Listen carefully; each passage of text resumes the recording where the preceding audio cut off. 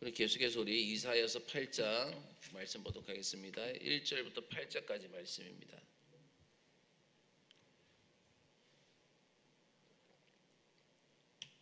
우리 1절부터 4절까지 한 절씩 우리 서로 교독하도록 하겠습니다. 여호와께서 내게 이르시되 너는 큰 서판을 가지고 그 위에 통용 문자로 마헬살라하스바스라 쓰라. 내가 진실한 증인 제사장 우리야와 여벨레기야의 아들 스가랴를 불러 증언하게 하리라 하시더니 내가 내 아내를 가까이 하매 그가 임신하여 아들을 낳은지라. 여호와께서 내게 이르시되 그의 이름을 마헬살라하스바스라 하라. 이는 이 아이가 내 아빠 내 엄마라 부를 줄 알기 전에 다메섹의 제물과 사마리아의 노략물이 아수르 왕 앞에 옮겨질 것임이라 하시니라. 아멘. 오늘 본문은 그 이사야 선지자가 지금까지 예언한 것처럼 유다와 예루살렘을 위협하는 그 수리아와 이스라엘이 모두 얼마 있지 않아 가지고 망할 것임을 지금 확정시하고 있는 그런 부분입니다. 다시 말해서 새로운 예언이 아니에요. 이거는 새로운 예언이 아니라 지금까지 예언한 것의 재확인이다라고 할 수가 있습니다. 우리 1절 말씀 우리 다시 읽도록 하겠습니다. 1절입니다. 시작. 여호와께서 내게 이르시되 너는 큰 서판을 가지고 그 위에 통용 문자로 마헬살랄 하스바스라 쓰라. 아멘. 우리가 기차역이라든지 아니면 고속버스 터미널이라든지 아니면 저기 공항 같은 데 가보면 사람들이 많이 붐비잖아요. 그 사람들이 많이 붐비는 그런 장소에 가면 대형 스크린들이 있습니다. 대형 스크린이 있어가지고 그 스크린을 통해 가지고 어떤 광고를 한다든지 아니면 긴급 속보를 알리는 것을 우리가 볼 수가 있습니다. 그 옛날에 그 유다에서도 일반 백성들이 반드시 알아야 할 그런 중요한 그런 뉴스가 있으면 대형 서판에 글을 적어요. 대형 서판에 글을 적어서 정말 그 많은 사람들이 일반 사람들에게 계시를 했던 것 같아요. 하나님께서는 아하스 왕을 지금 우리가 앞에서 우리가 어제 본문에서 보셨지만 아하스 왕을 움직이려고 하셨어요. 그가 유다의 왕이고 지도자였기 때문에 하나님께서 아하스를 움직이려고 했죠. 하지만 지도자가 끝까지 하나님을 거역할 때에는 하나님께서 직접 백성들에게 자신의 뜻을 알리십니다. 하나님께서는 이사야로 하여금 대형 서판에 통용 문자로 마헬살라 하스바스라고 이렇게 쓰게 했습니다. 아마도 당시에 글씨체가 여러 가지가 있었던 것 같아요. 우리가 워드 우리 한글 파일 한글 문서 보면 글씨체가 여러 개가 있지 않습니까? 그런 식으로 글씨체가 여러 가지가 있었던 것입니다. 있었던 것 같아요. 이 통용 문자로 번역된 말을 직역을 하면 사람의 펜이라고 되어 있습니다. 사람의 펜. 아마도 가장 흔하게 쓰는 글씨체를 말하지 않았을까 이렇게 생각해 볼 수가 있습니다. 마헬살라 하스바스 이 말은 다른 것이 아니라 약탈에 빠르고 노력에 급하다라는 그런 뜻입니다. 약탈에 빠르고 노력에 급하다라는 뜻이죠. 다시 말해서 지금 예루살렘을 공격하고 있는 유다와 북이스라엘, 이 아람과 북이스라엘이 아주 빠른 시간 안에 노략질을 당하고 약탈당한다. 예루살렘이 이들을 통해서 빠른 시간 내에 노략질을 당하고 약탈을 당한다라는 뜻입니다. 아마 마헬살라 하스바스라는 단어는요, 일종의 암호처럼 유다 백성들의 입에서 퍼지고 또 퍼졌을 거예요. 이사야 선지자는 이것으로 또 그치지 않습니다. 이사야는 또 두 명의 신실한 증인을 세워서 또 증인이 되게 하셔요. 자, 우리 2절 말씀 볼까요? 2절입니다. 다 같이 읽도록 하겠습니다. 시작. 내가 진실한 증인 제사장 우리야와 여벨레기야의 아들 스가랴를 불러 증언하게 하리라 하시더니 아멘. 아마도 당시 예루살렘 사람들은 수리아 왕 르신과 이스라엘 왕 이 베가가 망한다는 이사야의 그 예언, 이 아람과 그리고 북이스라엘이 망한다. 그런 이사야의 예언을 믿지 않았던 것 같습니다. 우리가 생각하기에는 지금 자기들을 공격하는 두 원수가 망한다는 그런 소식을 들으면 어떤 기분이 들겠습니까? 기뻐하지 않겠습니까? 얼마나 좋은 소식이에요. 우리를 갖다가 위협하고 있는, 공격하려고 하고 있는 그 두 원수가 죽는다. 두 나라가 망한다. 너무나 기쁜 소식이겠죠. 그러나 유다 백성들이나 그 예루살렘 사람들은요, 아무도 이 이사야의 예언을 믿으려고 하지 않았습니다. 그 이유가 무엇입니까? 그들은 하나님의 능력을 믿는 것을 바로 자신의 의지가 약해지는 것으로 생각했기 때문이라는 것이죠. 그래서 이사야의 이런 반복된 노력이 어떻게 됐습니까? 실패로 끝났던 것입니다. 이 아하스 왕을 만난 것, 예루살렘에 큰 서판을 세우고 글을 적은 것, 그리고 두 증인을 세운 것, 모든 노력들은요, 목표를 향하여 달리는 유다 백성들을 멈추게 하기에는 역부족이었습니다. 이때 이사야에게 어떤 일이 벌어지냐면 이제 또 아들이 태어나게 되는 겁니다. 이사야에게. 우리 3절부터 4절까지 말씀 볼까요? 8장 3절부터 4절입니다. 시작. 내가 내 아내를 가까이 하매 그가 임신하여 아들을 낳은지라 여호와께서 내게 이르시되 그의 이름을 마엘살랄 하스바스라 하라. 이는 이 아이가 내 아빠 내 엄마라 부를 줄 알기 전에 다메섹의 제물과 사마리아의 노략물이 아수르 왕 앞에 옮겨질 것임이라 하시니라. 아멘. 하나님께서는 유다 백성들의 이 무반응 가운데서, 아무런 반응이 없는 그런 가운데서도 포기하지 아니하십니다. 나라가 이렇게 어려울 때에 이사야에게는요, 또 아들이 태어납니다. 또 아들이 태어나는데 하나님께서 그 아이의 이름을 서판에 적혀 놓았던 그 말로 짓게 했습니다. 즉 그 아이의 이름이 마헬살라 하스바스였습니다. 그러니까 이름 뜻이 뭐라고 말씀드렸죠? 빠른 약탈, 신속한 노략, 이런 뜻입니다. 빠른 약탈, 신속한 노략. 이 마치 도둑이나 강도들의 구호같이 그 아들의 이름을 지은 거예요. 이것은 하나님의 마지막 방법이었습니다. 하나님의 마지막 방법. 살아있는 아이의 이름에 지금 하나님의 메시지를 실었습니다. 하나님의 메시지를 싣고 이 아이가 내 아빠, 내 엄마라는 말을 하기 전에 저절로 수리아와 북이스라엘은 망한다라는 것입니다. 엄마, 아빠 하기 전에 수리아와 북이스라엘은 망한다. 아이들이 자라면서 가장 먼저 배우는 말이 뭡니까? 엄마, 아빠잖아요. 엄마, 아빠를 제일 먼저 배웁니다. 결국 실물로 하나님께서는 그들에게 교훈을 하셨어요. 실물을 가지고. 하나님께서 끝까지 수리아와 이스라엘이 망한다는 말씀을 하시는 이유가 여러분 무엇일까요? 하나님께서 왜 자꾸만 끝까지 그 수리아가 망한다, 이스라엘이 망한다 이렇게 말씀하시는데 그 이유가 무엇입니까? 하나님께서는 자기 백성들의 삶과 안전을 책임져 주시는 거예요. 하나님의 자녀들의 삶, 그리고 그들의 백성, 그들의 자녀들 책임져 주시는 것입니다. 그러니까 하나님의 백성들은 어려운 일을 당할 때에 하나님과의 나와의 관계를 생각해 봐야 됩니다. 하나님과의 나와의 관계를 생각해 보고 더욱 하나님을 의지하기만 하면 하나님께서 그 어려움을 해결해 주신다는 거예요. 아마 이사야가 아이의 이름까지 마헬살라 하스바스라고 짓는 것을 보고 사람들이 어떻게 이사야를 생각했을까요? 정말 지독한 인간이라고 하면 생각했을 것입니다. 정말 지독한 사람이다. 그러나 그렇게 해서라도 유다 백성들의 마음을 바른 신앙으로 돌아오게 하고자 하는 것이 바로 이사야의 뜻이었고 하나님의 뜻이었습니다.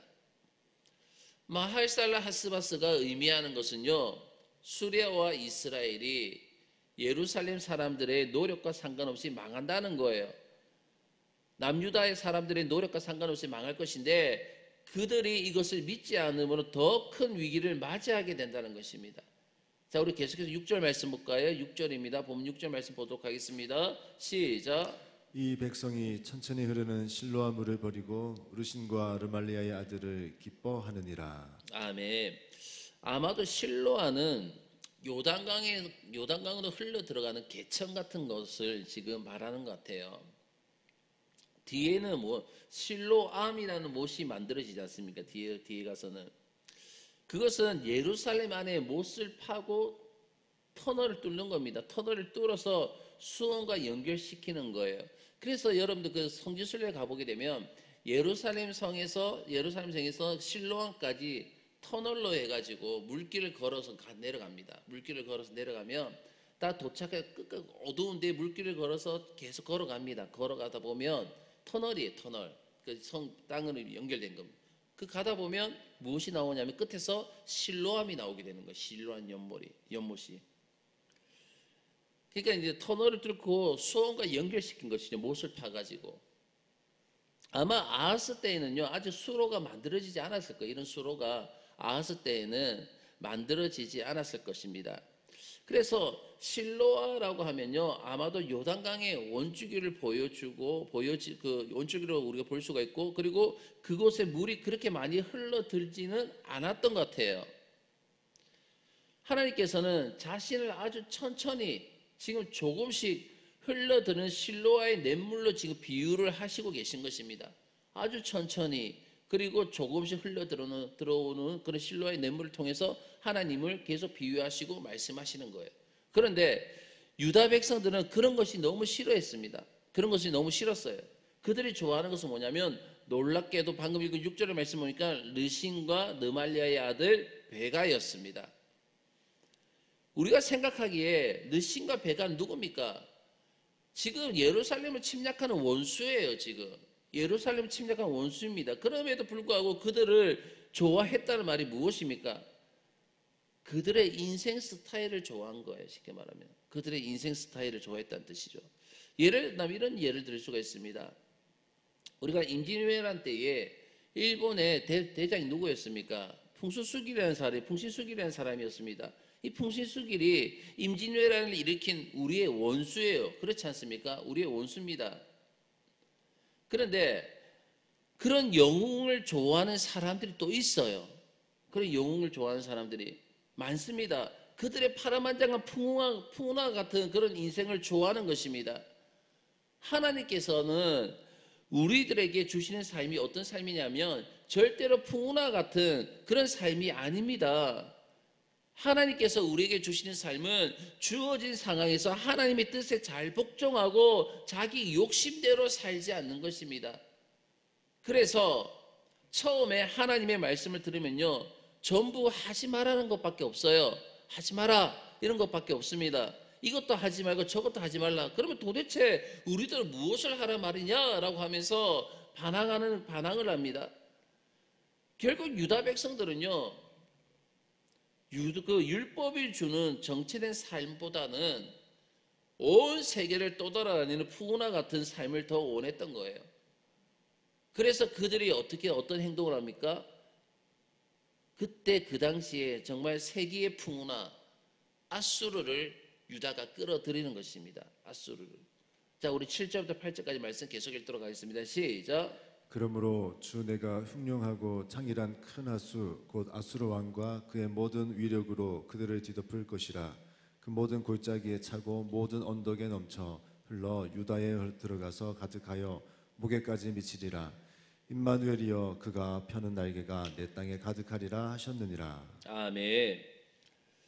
마치 잘못 끌어들인 홍수와 같은 그 아수르를 끌어들이는 거예요. 그 아수르를 끌어들이면 어떻게 됩니까? 아수르를 끌어들이면 아수르 군대가 온 땅을 가득 채우게 되는 거예요.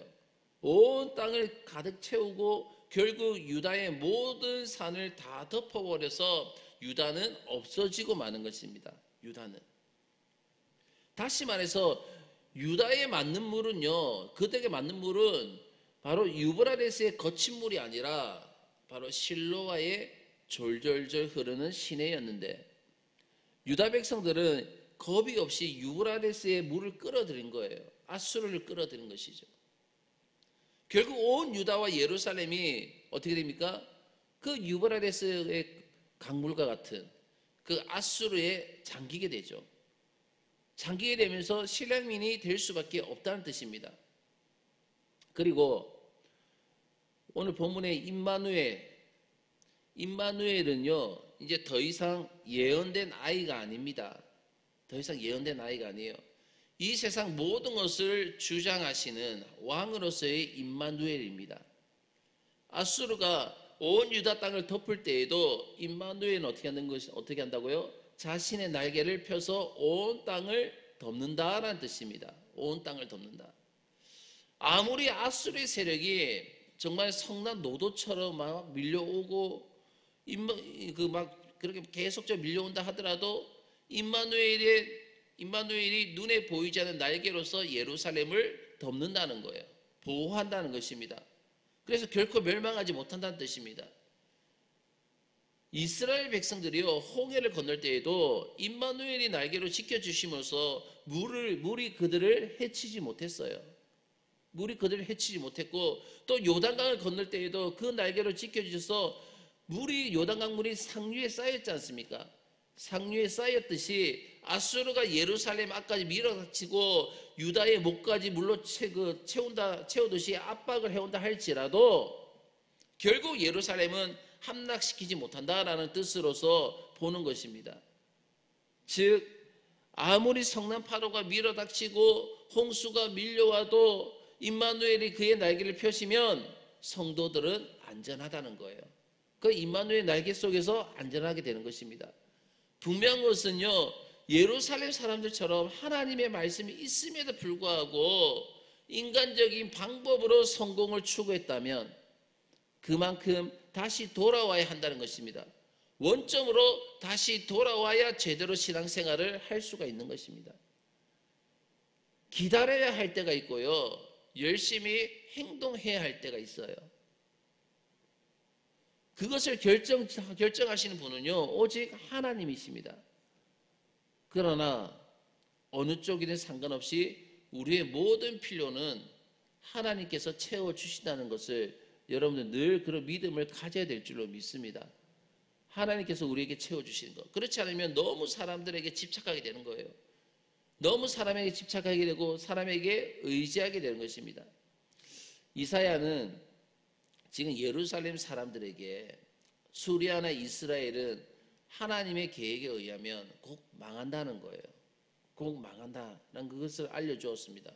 너희들 몇 년만 참으면 된다는 것입니다. 몇 년만 참으면. 그것도 이사야의 두 번째 아이가 말을 배우기 전이니 얼마나 조금만 참으면 됩니까? 그렇잖아요. 그러나 그들은요, 그것을 참지 못해가지고 일을 저지르고 말았습니다. 그걸 좀 참으면 되는데 이를 저질러가지고 마치 양쯔강 그 큰 물이, 거대한 물이 범람을 하듯이 바로 유브라데스 강이 유다의 들판을 그것을 통해 채웠단 말이에요. 세상을 끌어들이면요, 결국 통제가 되지 않는 것입니다. 이것이 바로 세상의 무서움이에요. 정욕은 처음에는 작게 시작되는 것입니다. 작게 시작이 됩니다. 그러나 일단 그것을 한번 용납하고 나면요, 어떻게 됩니까? 집도 날려버립니다. 남는 것이 없습니다. 유다는 아수르라는 카드를 사용하지 말았어야 되는 거예요. 아수르를 끌어들이지 말았어야 되는 것입니다. 실로암 물은 너무 작아서 그들에게 만족하지 못할지 모르겠지만 유다를 쓸어버리는 것은 아니었습니다. 실로아의 시냇물은. 여러분, 성령의 역사는요, 항상 우리의 욕망이나 기질을 통제할 수 있는 범위 안에 두는 것이 바로 성령의 역사인 것입니다. 그래야 모든 것을 날리지 않습니다. 우리는 오직 하나님의 말씀대로 사는 것이 가장 안전한 것입니다. 그래서 우리가 욕심을 내면요, 원래 가지고 있던 행복까지도 다 잃어버리게 되는 것입니다. 자, 여러분, 임마누엘의 날개 안에 들어가야 될 줄로 믿습니다. 그가 날개를 펴면요, 아수르의 군대도 더 이상 접근하지 못할 것이고 홍해도 갈라지고 마른 땅에서 생수가 솟아나는 역사가 일어나게 될 것입니다. 우리에게 필요한 것은 무엇입니까? 지금 하나님의 말씀대로 살아가기 위해서 발버둥침을 통하여 임마누엘의 날개 속으로 들어가는 것입니다. 오늘 하루에 우리 모든 삶이 그 하나님의 보호하신 가운데서 살아갈 수 있는 귀하고 복된 하루의 삶이 될 수 있도록, 아니 우리 평생의 삶이 될 수 있도록 주의 이름으로 축원합니다. 다 기도드리겠습니다.